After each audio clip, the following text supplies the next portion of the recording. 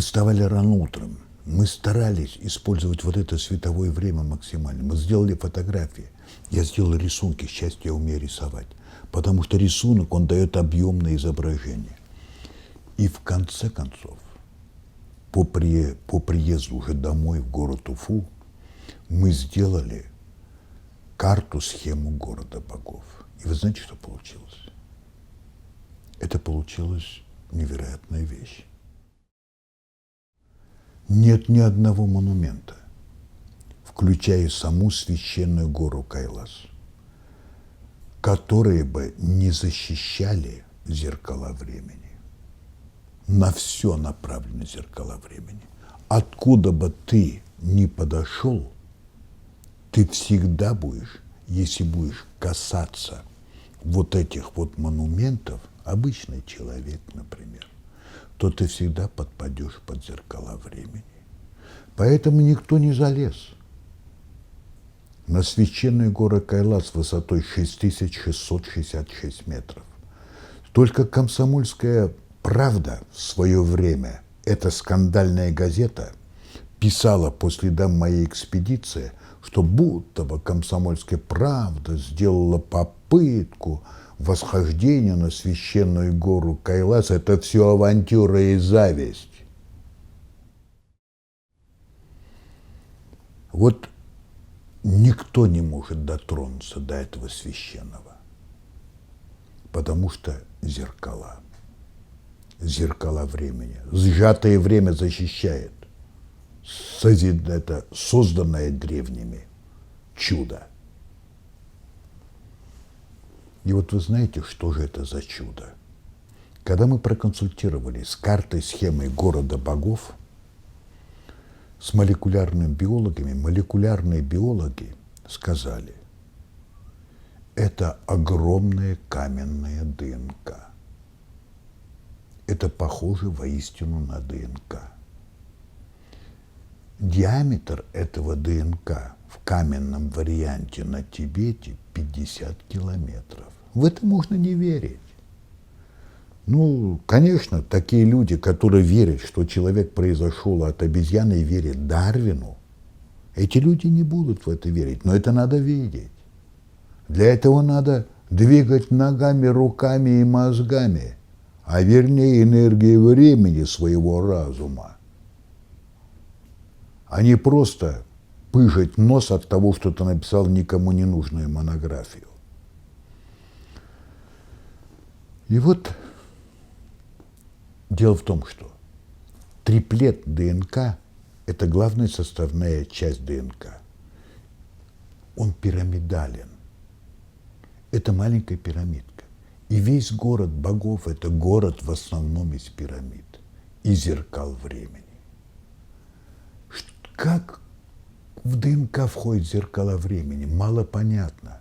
Но молекулярные биологи уже находят конструкции из так называемых гликозаминогликанов, это таких водных субстанций, которые на самом деле похожи на зеркала времени легендарного города богов.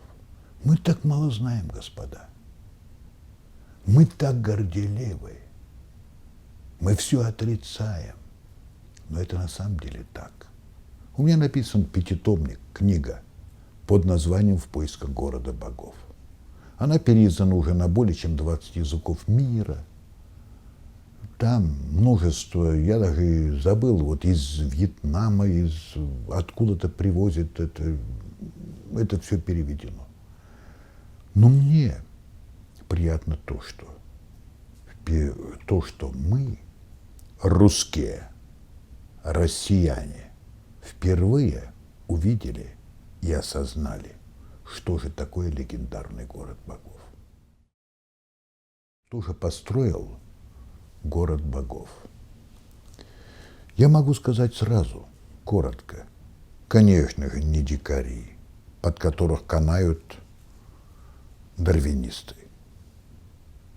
Дикари это все не могут построить. Невозможно представить даже современную технику, которая бы построила, например, пирамиду, главную пирамиду, священную гору Кайлас, она такая ступенчатая, невероятной сложности пирамида, высотой от основания 1 800 метров. Общая высота 6666 метров. Невероятно представить строительство зеркала времени, например, потому что оно тут же будет сжимать время и все будет сгорать. Какими тракторами там в горах можно лазить? Это невозможно. Там был другой разум, там был другой мир. И я думаю, город богов построила легендарная Шамбала, то есть подземный мир. И вот здесь я вам могу привести вот фразу, которую я вычитал в тибетских текстах, который мне показывал знаменитый Бонпа Ламо. Комплекс Кайласа, именно это выражение, комплекс Кайласа был построен с помощью энергии 5 элементов. Энергия 5 элементов – это энергия души. Древние люди, предыдущая цивилизация, атланты были ростом 5-7 метров.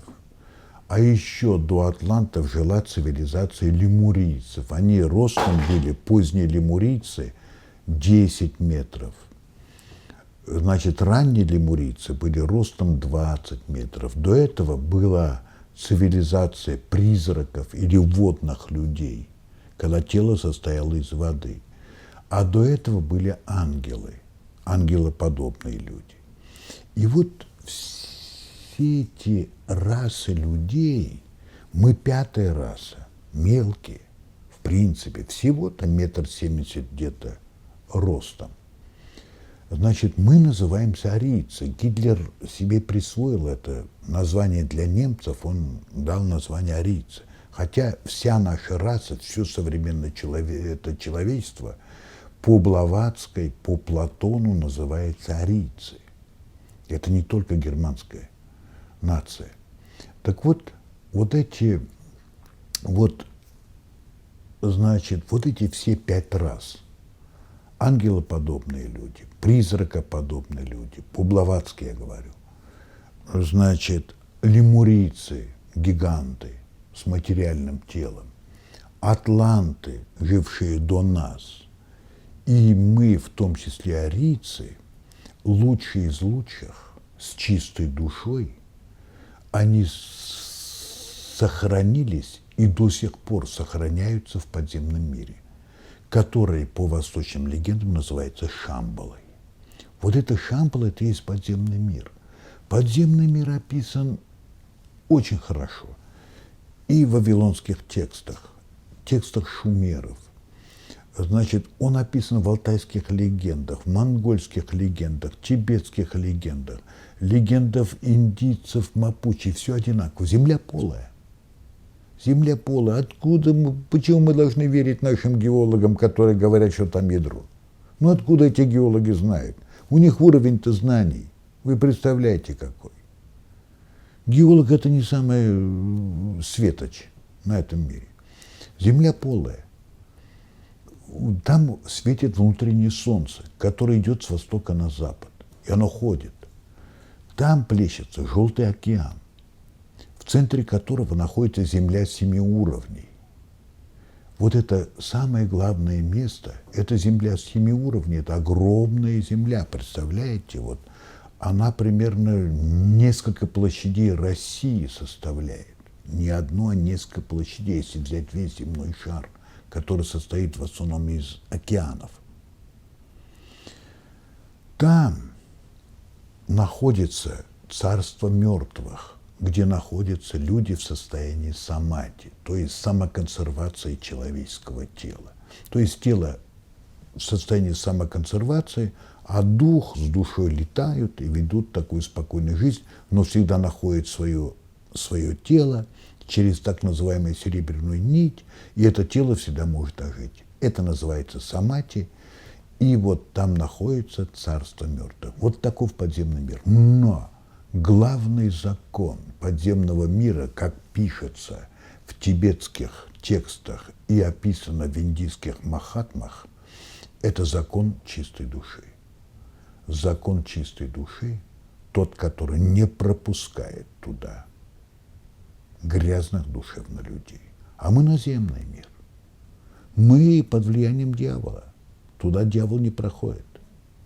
Туда могут пройти только те, которые будут искренне чистой душой. А если человек чист душой, то он может дематериализоваться, то есть перейти в состояние энергетическое и потом опять материализоваться. Вот, в дематериализацию, материализацию можно верить, можно не верить, но если вы поездите много по Индии, то об этом можно много слышать. Например, в одном из городков севера Индии находится монастырь такой вот некого Нимкарали Бабы, короля дематериализации, материализации. Так вот этот человек при всей толпе сел и сказал, что я сейчас исчезну. И он исчез. То есть дематериализовался. И сказал, что я через сколько-то там, я забыл, какое-то количество лет возвращусь, то есть материализуюсь. И вот все сейчас ждут, что Нимкарали Баба материализуется скоро. И индийцы в это верят. Вы понимаете, индийцы чище нас душой. Эти неказистые индийцы. А мы считаем, что мы знаем все. Геологи считают, что Земля не полая. Историки считают, историки, которые пишут, которые даже не понимают того, что каждый лидер пишет историю под себя. И они считают, что все мы произошли от обезьяны, но это же комедия. Вот эта гордыня – это большой минус, это наша душевная грязь. И нас никогда не пустят в подземный мир, в Шамбалу, по той причине, что наша душевная грязь – это и есть инфекционная бомба для чистого подземного мира, где законы чистой души. Вы понимаете? Вот представьте человека абсолютно кристально чистого. Ты посмотрел ему в глаза, и ты будешь вот сразу во все это верить. Ты никогда не задумаешься над вопросом, он тебя надует или сделает тебе плохо. Там только все будет кристально чисто. Вы представляете, какой это прекрасный мир? А мы все время должны в нашем мире лавировать. Нам так тяжело ориентироваться в этой жизни среди людей, которые поражены денежной шизофренией, завистью, гордыней и тому подобное, тому подобное. Вот такая вещь. И построила Шамбала. Для чего был построен город богов? Он был построен по определенным прикидам, по определенным сведениям, примерно 850 тысяч лет тому назад. Ну, почти миллион лет тому назад. Он был построен для того, чтобы на этой матрице жизни на Земле создать нового человека. Того нового человека, который придет на замену нам, грязненьким вообще-то. Эти новые люди говорят, они пока еще в основном в бестелесной форме, в виде духов, но они могут материализоваться. И они уже начали материализовываться, наверное, потому что мы все больше и больше говорим о так называемых людях индиго. Тех людях, которые живут, вроде бы живут очень долго, которые рождаются с определенными знаниями. Им уже не надо ходить в школу и изучать А, Б, В, Г, Д. У них эти знания уже врожденные. Вы понимаете? И мне думается, что в городе богов, что город богов был построен для того, чтобы создать человека индиго. Всего-то около миллиона лет прошло. Для масштаба Вселенной, для масштабов Земли это мелочь. И люди индиго вполне возможно воистину появятся. И появляются. Кто знает. И в заключение я бы хотел сказать, господа, Мир значительно сложнее, чем мы думаем. И что в этом мире мы не есть мы не есть, мы люди, не есть самое высшее творение природы. Если мы хоть чуть-чуть склоним голову перед величием природы, если мы хоть чуть-чуть взглянем на величие Земли, величие космоса и представим себя детьми природы, от этого мы станем чище, от этого будет прогресс.